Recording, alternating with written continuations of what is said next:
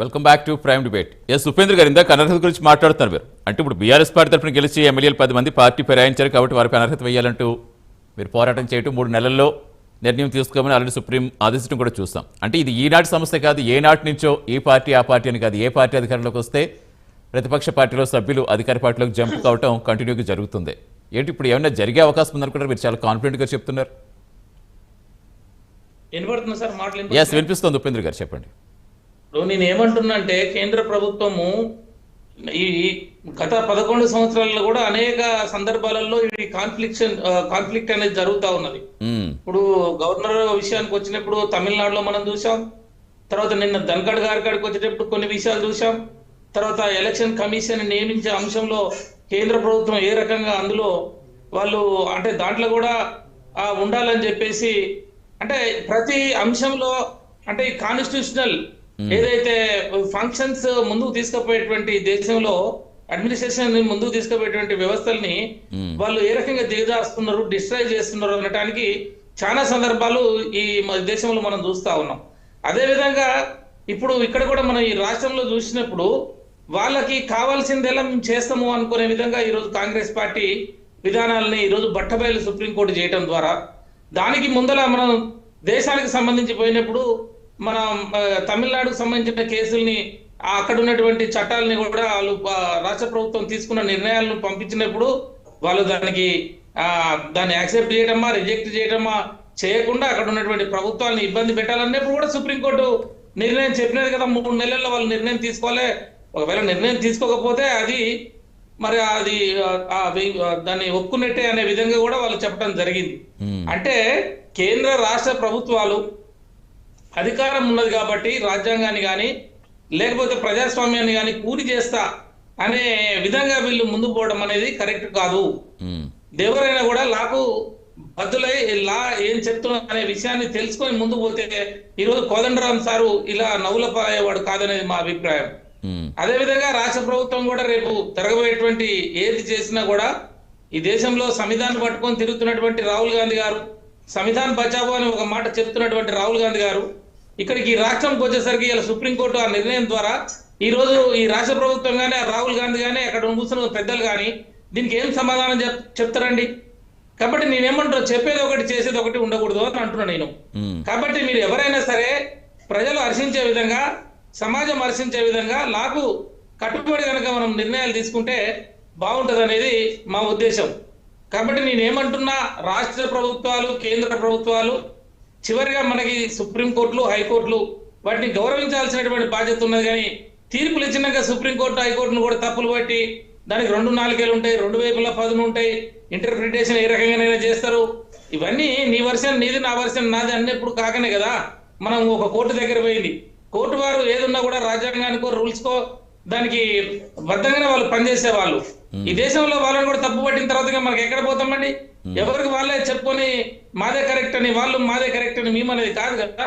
ఒక supreme court judgement ఇచ్చిందంటే మన అందరం కూడా దానికి నిబద్ధులమై ఉండాలి. దాంట్లో ముఖ్యంగా ఏంటంటే సరే రాజకీయ నాయకులుగా వచ్చిన వాళ్ళు వేరు, కానీ ఇట్లాంటి ఒక ప్రొఫెసర్ దాంట్లో బలి అయిపోయిండు. ఈ సుప్రీంకోర్టు తీర్పుతోటి ఆ కోదండరాం సార్ గారి భవిష్యత్తు కానీ లేకపోతే కోదండరాం సార్ గారికి ఉన్న అనుభవం కానీ వారికి ఉన్నటువంటి చదువు కానీ వారికి ఉన్నటువంటి అనుభవం కానీ ఈ తెలంగాణ సమాజంలో అంతో ఇంతో వారు కూడా ఉద్యమంలో పనిచేసిండు, తెలంగాణ ప్రజల కోసం పనిచేసిండు అనేటువంటి ఒక క్యారెక్టర్ ని అసాసినేట్ చేసినారు. ఇలా కుట్రపూరితంగా వారి కాదు అని తెలిసినా కూడా ఇలా కోదండరాంని బలిపెట్టినటువంటి సందర్భాలు ఇలా మేము ఒక ఉద్యమకారుడు ఏ పార్టీలోనూ ఉండవచ్చు కాక ఈ రకంగా తీసుకుపోవడం అనేది చాలా బాధాకరమైనటువంటి అంశం. రెండో అంశానికి నేను ఒక పాయింట్ నేను ఎక్సీడ్ అవుతా ఉన్నాను, 1 నిమిషం సమయం ఇవ్వండి.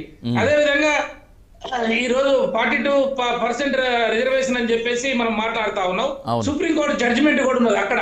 మళ్ళీ ఎందుకు నేను మాట్లాడాల్సి వస్తుందంటే అక్కడ కూడా supreme court judgement Krishnamurthy versus Union of India కేసులో 2010లో 5 జడ్జిలు కూర్చున్న ధర్మాసనం ఒక జడ్జిమెంట్ ఇస్తే 50% ఎస్సీ ఎస్టీ బీసీలు దాటవద్దని చెప్పినప్పటికీ కూడా 42% అని చెప్పేసి వీళ్ళు కామారెడ్డి డిక్లరేషన్ లో ఇచ్చినారు. ఈ రోజు హైకోర్టు అయిపోయా, మళ్ళీ ఆర్డినెన్స్ అయిపోయా, రాష్ట్రపతి బిల్లులు అని చెప్పి అక్కడ ధర్నాలు అని చెప్పేసి మళ్ళీ సుప్రీంకోర్టు జడ్జిమెంట్ కి వ్యతిరేకంగా పోయి అక్కడ కూడా బోర్ల బొక్కలు పడే పరిస్థితులు ఉన్నాయి. కాబట్టి ఇక్కడ కోదండరాం విషయంలో కానీ బీసీల విషయంలో కానీ ఈ ప్రభుత్వం పారదర్శకంగా పోవట్లేదు. లాకు లోబడి చట్టాలను గౌరవించి సుప్రీంకోర్టుని గౌరవ గౌరవించి పోవట్లేదు, ఇది కరెక్ట్ కాదు, ఈ విధానాలు వల్ల ప్రజలకు ఇబ్బంది అవుతుంది అనేది మా అభిప్రాయం అండి. ఇప్పటికైనా అక్కడ ఉన్న మాధవరాయ్ గారికి అన్ని అంశాలు తెలియవచ్చు. నేను ఒక ఆర్గ్యుమెంట్ చెప్పవచ్చు కాక వారొక ఆర్గ్యుమెంట్ చెప్పవచ్చు కాక ఫైనల్ గా మన అందరం కూడా చూడాల్సింది. ఇప్పుడు విక్రమ్ గారు కూడా చాలా అనుభవంతో వారు మాట్లాడుతూ ఉన్నారు కాబట్టి ఆ విషయాలన్నీ కూడా మనం ఫైనల్ గా డిఫరెంట్ గా అందరూ కోర్టు తీర్పు గౌరవించాల్సింది అది కాదు. కాకపోతే ఇప్పుడు వీరు చేసిందే కాదు, గతంలో మీరు చేసింది ఏంటి అని అడుగుతున్నాం. ఎస్, ఆర్టికల్ 141 ఒకసారి కోర్టులు చెప్పిన తర్వాత రాష్ట్రపతి గాని గవర్నర్ గాని లేకపోతే హైకోర్టులు గాని సుప్రీం కోర్టు గాని ప్రతి ఒక్కరు డెఫినెట్ గా ఉపేంద్ర గారు ఖచ్చితంగా ఎవరైనా కోర్టు తీర్పును ప్రశ్నించడమో కాదు, ప్రతి ఒక్కరు గౌరవించాల్సిందే, తీర్పుకు సంబంధించి కాదు. ఇప్పుడు గత ప్రభుత్వంలో మీరున్నప్పుడు మీరేం చేస్తారు, మీరు చేసింది కూడా అప్పుడు అదే కదా కంటిన్యూ అవుతుంది. దేనికి రాజకీయ పార్టీ ఇలా ఎందుకు చేస్తున్నది ప్రధాన ప్రశ్న. ఎస్, మానవరాయ్ గారు ఆన్సర్ ఇస్తాను. ఒక్క నిమిషం ఉపేంద్ర గారు వస్తాను మీకు ఆన్సర్ ఇవ్వాలి. ఒక నిమిషం. 10 ఏళ్ళు అధికారంలో ఉన్నప్పుడు కేసీఆర్ గారికి రాజ్యాంగం గుర్తురాదు. కోదండరామ్ గారు తలుపులు బద్దలు కొట్టి ఎంత ఘోరంగా అవమానపరిచారు. ఇవాళ నీతులు మాట్లాడతారా మీరు? మీకు అర్హత లేదు అసలు, నాకు రాజ్యాంగం గురించి మాట్లాడే అర్హత లేదు. సంవిధాన్ బచావు అని రాహుల్ గాంధీ అంటే సంవిధాన్ హటావు అని చెప్పి కేసీఆర్ గారు విలేకరుల సమావేశంలో బరాబర్ రాజ్యాంగాన్ని మారుస్తాను అంటే రాజ్యాంగాన్ని మారుస్తానంటే అర్థమైంది. అసలు అందుకే కదా ప్రజలు ఏం చెప్పే తీర్పిచ్చారు. కాబట్టి అధికారం కోల్పోయిన రకంగా మాట్లాడటం అనేది భావ్యం కాదు. కోర్టు తీర్పు నేనేమో విమర్శించట్లేదు, ఏం చేయట్లేదు, రాజ్యాంగాన్ని మాట్లాడతాను. నేను కూడా లా చదివిన వాడిగా 2007లోనే పూర్తి చేసిన హైకోర్టులో లైఫ్ మెంబర్, కాకపోతే నాన్ ప్రాక్టీస్ అడగాడు ఆ కోర్టు రాజ్యాంగాన్ని చదువుతుంటాం. కాబట్టి మేము అనేది ఏంటంటే రాజ్యాంగాన్ని మాట్లాడిన కోర్టు తీర్పును కాదు. ఇప్పుడు ఎందులో జరిగింది ఏంది? కోదండరామ్ గారు ఎమ్మటే రాజీనామా చేసిండా, లేకుంటే ఆయన పదవి అనర్హుడైందా? అది ప్రకటించాల్సింది ఎవరు? పార్టీ ఫిరాయింపుల చట్టంలో ఎమ్మెల్యేల అనర్హతను ప్రకటించాలన్నా ఆయన రద్దు చేయాలన్నా చేయాల్సింది ఎవరు? స్పీకర్, సభాపతులు చేయాలి. కోర్టు ఇవ్వంగానే కాదు కదా. ఇప్పుడు తమిళనాడు విషయంలో 10 బిల్లులు ఉన్నాయి, మరి ఏమైంది? ఆ 10 బిల్లులు ఆమోదించి అమలు చేస్తున్నారా? దాని మీద సంతకం, ఎవరు సంతకం ఉండాలి? భారత ప్రభుత్వం ఉండాలి. భారత ప్రభుత్వం అంటే అధిపతి ఎవరు? రాష్ట్రపతి ఉండాలి. అది గెజిట్లో వస్తుంది అట్లయితేనే.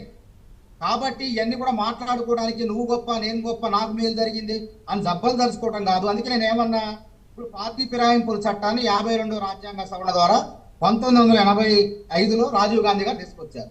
ఆయారాం దయారాం సంస్కృతిని నివారించడం కోసం.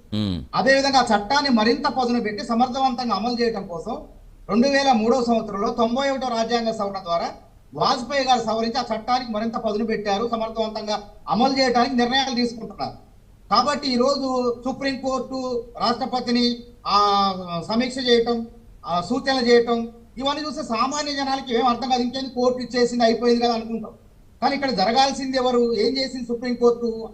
సామాన్య జనాలకు అర్థం కాదు. ఆదేశం వేరు, సూచన వేరు. అదే కదా. దీన్ని పట్టుకొని మనం సంబరాలు చేసుకొని ఇంకా అయిపోయింది అంటే 17వ తారీఖు ఏమైతుంది చూడాలి, వెయిట్ చేయాలి.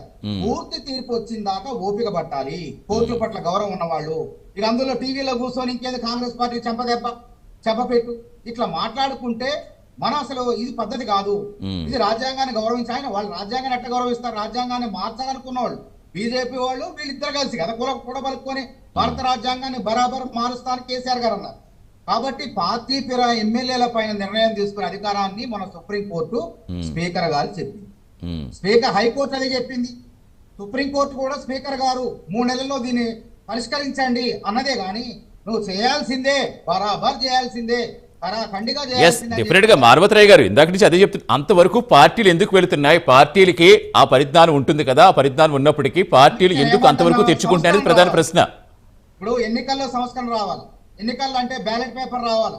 రాహుల్ గాంధీ కొట్లాడుతాడు, ఓట్ల చౌర్యం జరుగుతుంది, బ్యాలెట్ పేపర్ అంటే పారిపోతున్నారు వాళ్ళు.